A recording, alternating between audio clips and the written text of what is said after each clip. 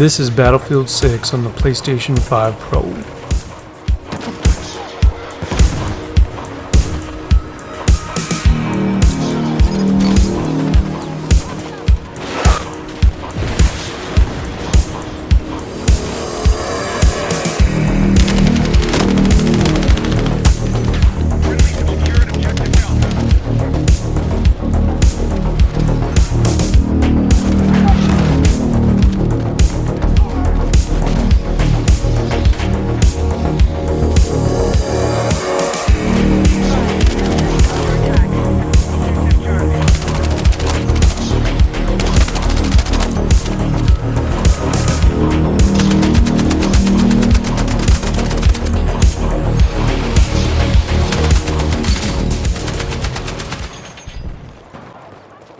Well, it looks like DICE has done it once again, going full bro for Battlefield 6, and it's been a while since we've had the chance to say that.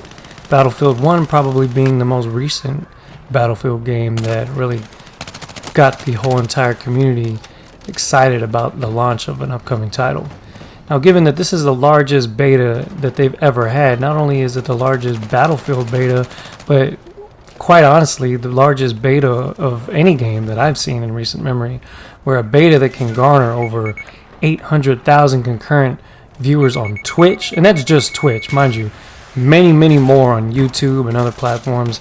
There is just so much excitement revolving around this game right now, and what you're looking at right here is some straight up HDR footage. Hopefully it processes straight from the PlayStation 5 Pro, edited and mastered all on the PS5 Pro. I don't use any external software or hardware to make these videos, so the PS5 Pro is just a self-sustaining ecosystem that doesn't involve anything else. So most of the video is going to be 4K 60 HDR no HUD gameplay. The only downside to the PS5 Pro is whenever you're recording in a higher refreshment rate, it defaults to 1080p 60.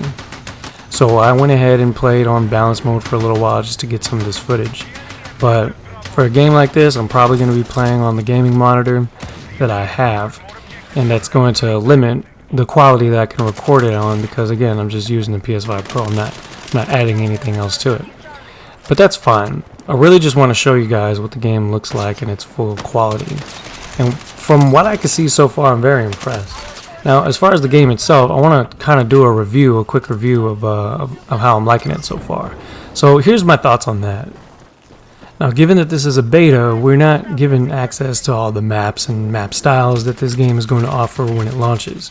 But what they've done here is actually quite smart, where they've limited the big map style, and in a better case scenario for the beta, they've actually opted to go with a little bit more of an urban environment that gives you more close quarters. So two of the most popular maps during the beta are more built for infantry combat with, some tanks and stuff.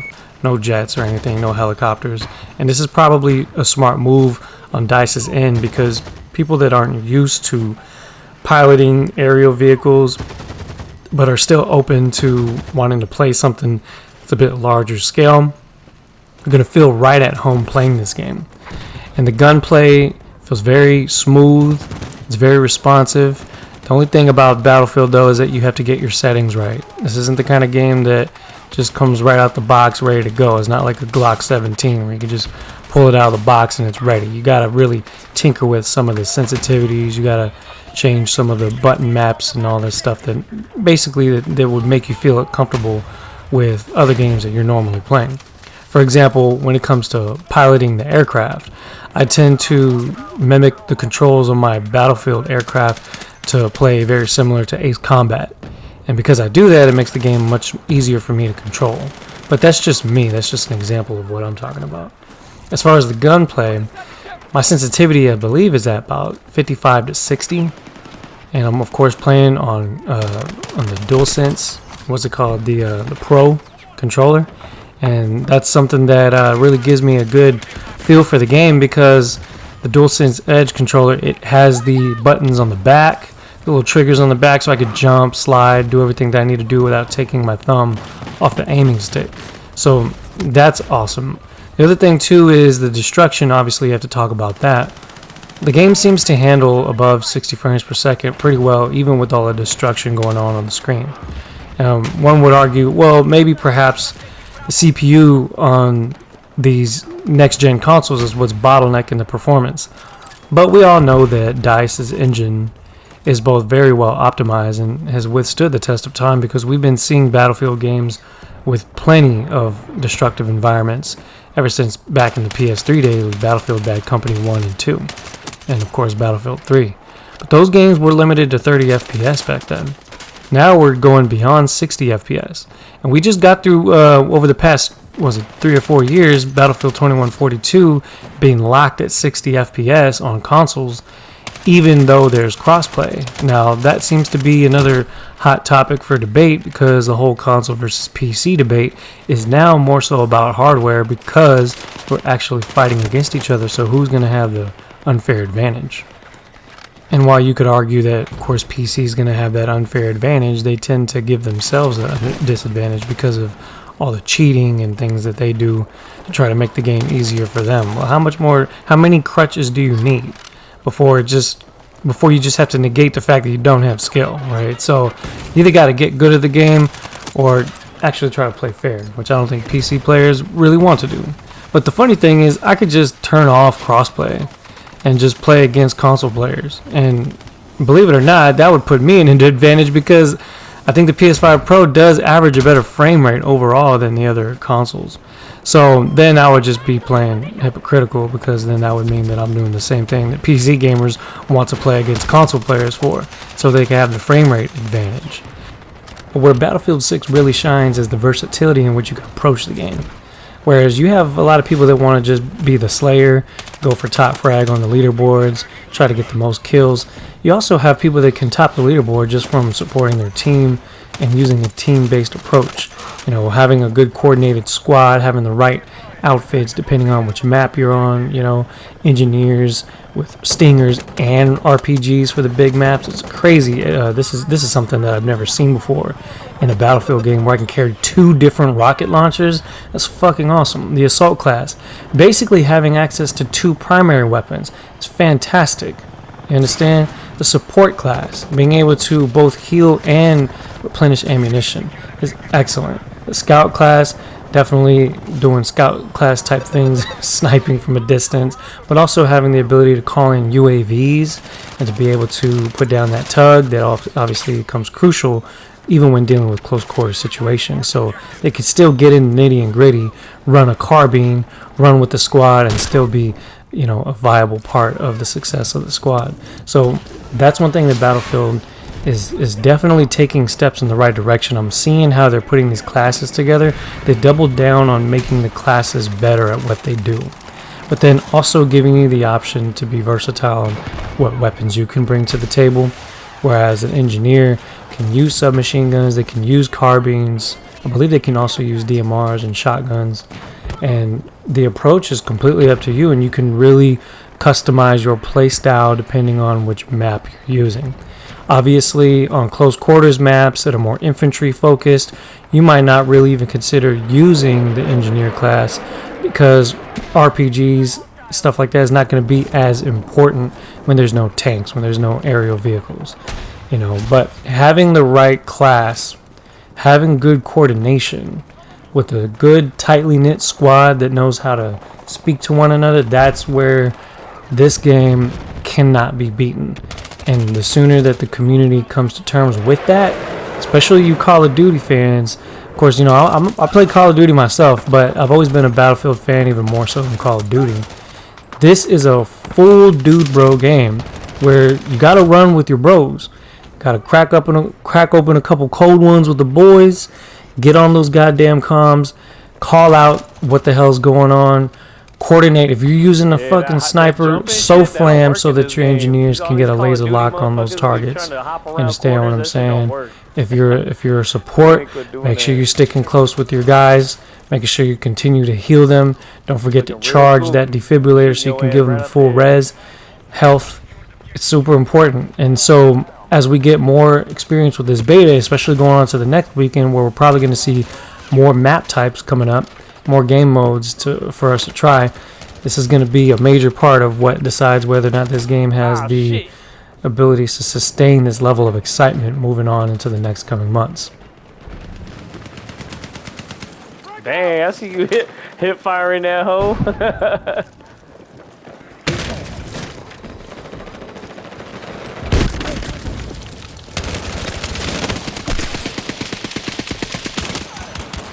Gotcha, dumbass.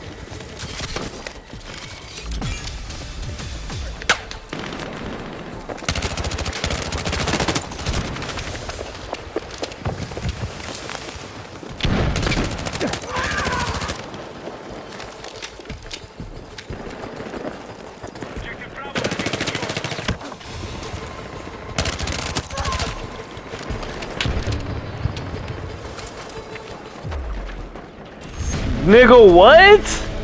What the fuck? Holy shit. I didn't even... No, I didn't see... But how the hell do we get a draw, bruh? Yeah, I mean... I think it's safe to say that this game is going to sell very well.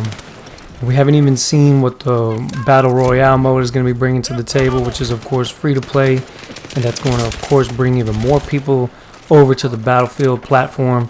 And that's exactly what DICE is calling it. They're calling it a platform, not just a game, because it's going to launch so many YouTube careers and Twitch careers, just like how Call of Duty and Fortnite have for other gamers. And so, me personally, I don't really have the time to make something of it. I ain't shit. But the fact that I can come on here and make a couple videos here and there to show my excitement for the game and some of the moments that I can have, it really brings me back to some of the best eras of playing these first-person shooters. Try to get this mid flank on him. I put a mine on that side, so if a tank go that way, it'll get hit.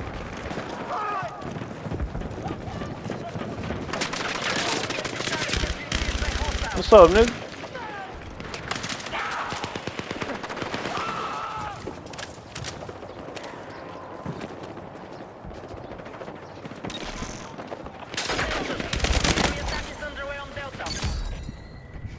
Shit, I'm weak.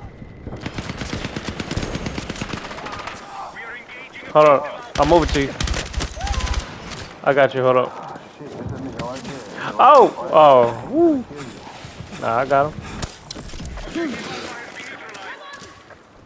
When I was playing without the HUD, it kind of changed my approach to how I wanted to play the game. Obviously, I'm not camping. I've never been the kind of player to camp.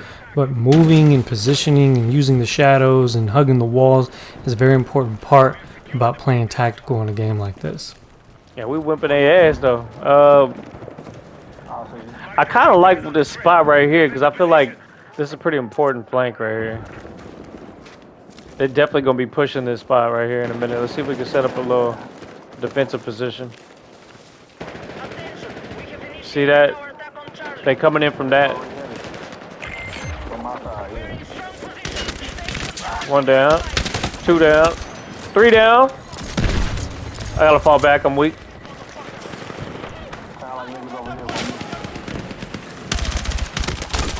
I told you that shit was coming. Took out 4 of them. So I've been further adjusting the HUD so that I can get less clutter on the screen while still having the vital information that I do need to understand what's going on in the game.